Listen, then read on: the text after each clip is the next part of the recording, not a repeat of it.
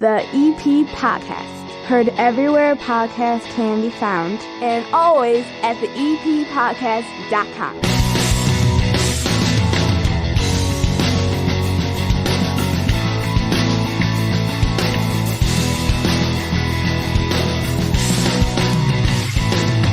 It's Football Friday on the EP Podcast. The regular 30 Minutes of Good is available still on demand if you missed it earlier this week, anywhere podcasts can be found, and always at the EPPodcast.com. During the high school football season, though, we check in each and every week on the Evergreen Park Mustangs. And sitting down here at the 9-foot homemade oak bar, Coach Jim Ramazinski. Coach Ram, how are you?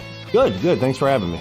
Normally, it's fun to just talk about a win, but you took a loss. And when we have the first win of your head coaching career at Evergreen Park, we knew eventually, the odds were there was going to be a first loss. And this one here, you kind of had to play a little bit behind the eight ball because you had the backup quarterback going, right?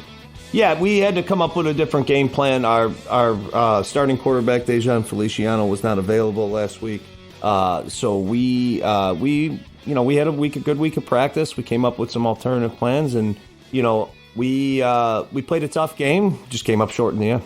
It's interesting. I looked at the box score. It looks like it's back and forth, basically. 7 points here, tied up. 7 points here, tied up. And then in the fourth quarter, kind of explain to me what happens there. We were winning 14-13 with, maybe about, I don't know it exactly, maybe about 6 minutes left in the game. Okay.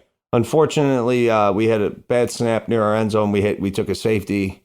So we're losing now 15-14. And then we kicked the ball off, got a stop on defense, had some different guys out there working, and, we threw an interception. They were able to score off the interception. We had a chance at the end.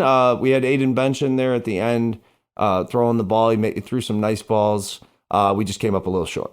Whenever you hear you got the other guy going, I always think of that. One of my favorite television shows ever was Friday Night Lights. Mm-hmm. Like, you got Coach Taylor, clear eyes, full hearts, can't lose. I think I got that right. I might be wrong. You got it. Yeah. And that whole series is basically like, first the guy who is the quarterback is there, and then like the backup quarterback gets his opportunity. And it's kind of interesting that, you had a game now this week where the backup quarterback had to come in. And he gets, it's probably like, okay, this kid, let's see if he knows the playbook. Let's see if he's able to do it, because generally he probably doesn't see the field. Well, and we put two guys out there on Friday night, Jedediah and Aiden Bench. And, to their credit, they worked hard. They were making plays. They were focused. It's tough when you come in and you just haven't gotten as many reps as the number one. And, I'm looking forward to this week as an opportunity to kind of get our team back on track. We played hard. We came up short. I told the boys, you got 24 hours to think about a loss, and then it's time to move forward. And that's been our mindset since Saturday morning and, all week at practice so far. So I'm happy to see that they're ready to go again. Coach Ram, this episode and every episode of the EP Podcast brought to you proudly by the First National Bank of Evergreen Park, a local community bank that has all kinds of ways to keep your money in your pocket. No overdraft charges. Every ATM is free. It doesn't matter what the charge is, they're going to put the money back in. If you're a small business owner, they now have a business savings special. Open up a new business savings account, get 4% annual percentage yield for the first 12 months with qualifying activities. Stop in and see them today in that iconic building at 95th and Pulaski, the First National Bank of Evergreen Park, member FDIC. Let's take a look at this week's opponent now.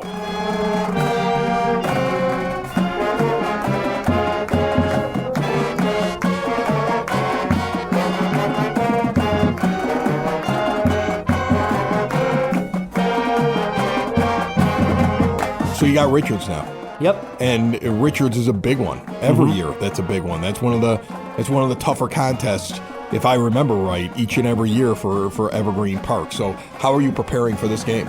Well, we know we got to play fast. We know we got to play physical. We know we have to be really tight on both sides of the ball. Not a lot of mental mistakes. So we've just been trying to stress that at practice, and honestly, just getting our guys out there running at full speed, understanding, hey, you got another game Friday night, and those guys are going to be flying around. You got to be flying around at practice. And, our boys are ready. They're stepping up, doing a good job. So I always got warned every year when I was doing this. I would just look at records, and I would sit there and say, oh, well, Richardson's 2-2, so they're completely beatable.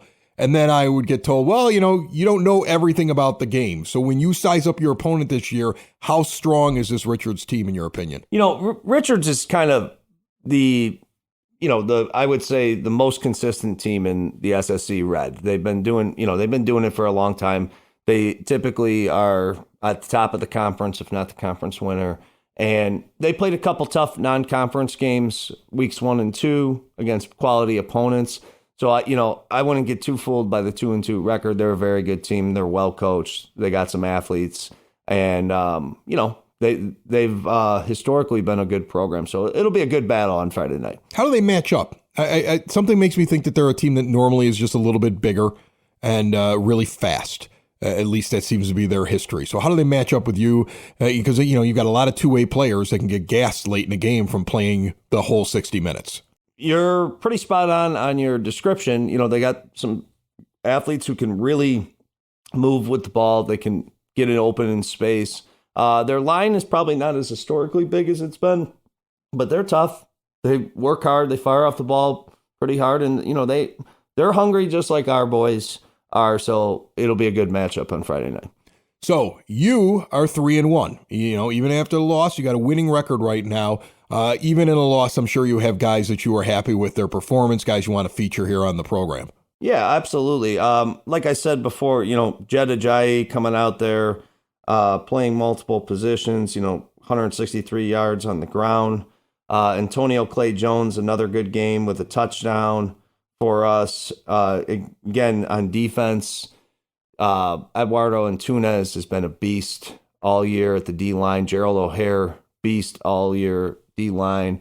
And David Johnson, Jaden Pittman, been coming up big at linebacker. So we had defensively we played well. There's definitely room for improvement. But like I said, hey, new week, we're ready to roll. To go back to the idea that you had two guys that were playing QB, is it because they have different skill sets? Was it something where you were like, hey, this guy may be more of a traditional passer, this guy can run, depending on the situation, you were kind of mixing it up? I'm just curious, like two different guys, and I've heard Jed Ajayi mentioned several times, the guy who's running out there and catching passes and running all over the place, and so in my mind, as just somebody who's a casual fan listening to you talk, I think to myself, well, he was doing a lot of running, there maybe was some option, like does it kind of change what you were doing there? Yeah, we just we put out what we thought gave us the best shot to win the game, and our guys stepped up. We had some unfortunate plays that kind of bit us, and we just came up short. Had we perhaps toned down some of those errors, that game could have went the other way. But hats off to Bremen; they were well coached, they played well, their boys played hard, they got the win. That's life, and we're thinking about Richards now. When you look at week 1 up until now, because I remember the first time we talked, you're like, we got to clean some stuff up. And you kept saying it. We got to clean some stuff up. How do you feel your team has progressed since week 1 through the first 4 weeks? I think our guys are understanding what their specific role is in the grand scheme of things, which is good. And effort's been there, which is always good because, sometimes I've been on teams, most teams have been pretty good, but sometimes you got to do some extra motivation. These guys want to win. The coaches want to win. The school is there to support us, and we're just excited to get back out there on Friday night. We've cleaned some things up. And you know what? Like we talked about, there's going to be ups and downs to every season. It's how you respond to those ups and those downs which dictates how your season's going to progress. And I think our boys are ready to step up to the plate. Let's talk a little bit about the fans. You had 4 home games here, just in a row. You've got a 5th one now.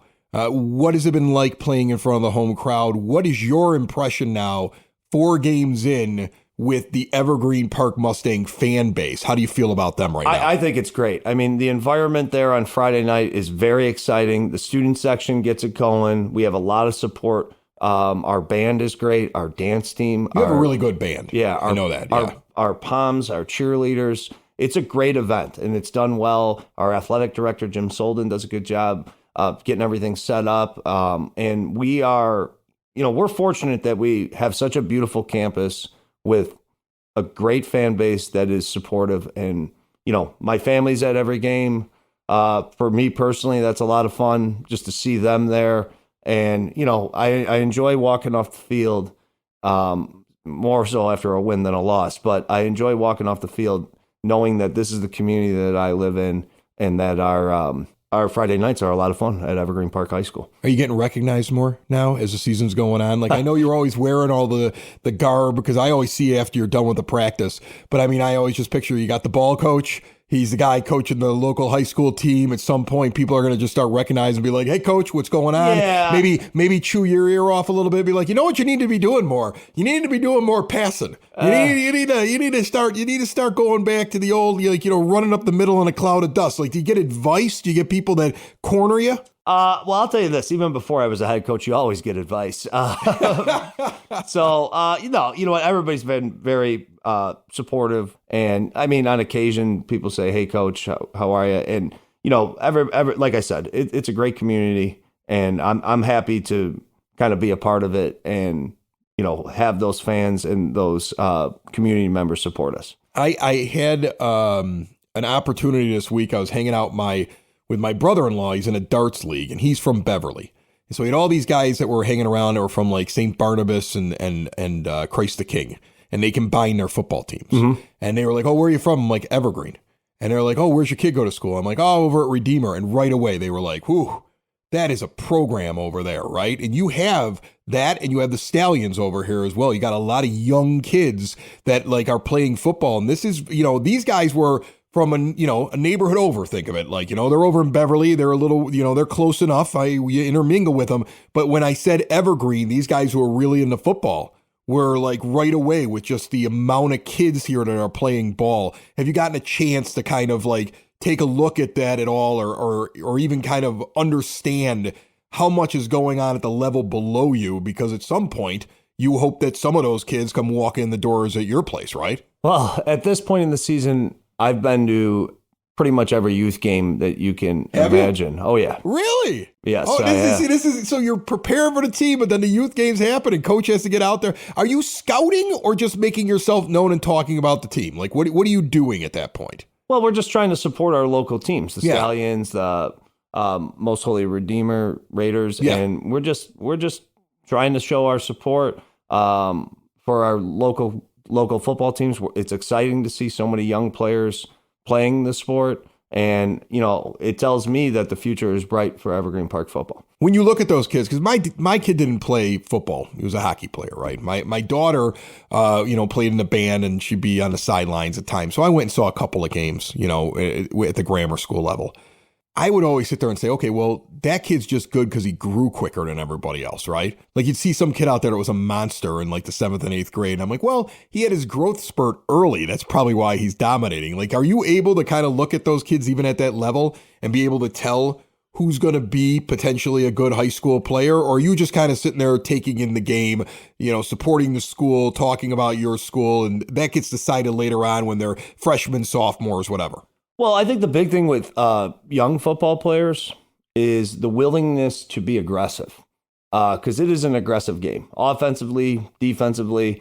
So if you see somebody, a young kid who's out there who is not afraid, that's a big. That's a kid. That's a kid. You're like, I want that kid. That's a big thing to me, because the reality is, some guys don't get it until later, and some kids don't get it ever. I mean, it's part of, this is it's a full-on collision sport that, you have to be willing to kind of put your body out there to play the game. So when I see a young player who gets after it as far as physicality, to me, that tells me that's a big point to me that, hey, that kid's probably going to be a good player if he continues on this track.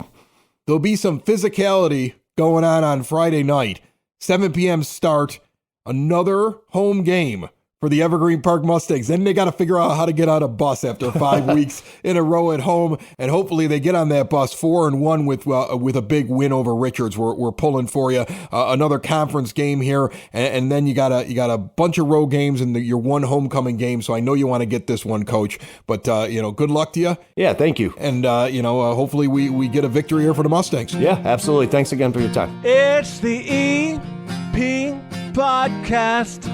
All things Evergreen Park. It's the EP Podcast. Evergreen Park.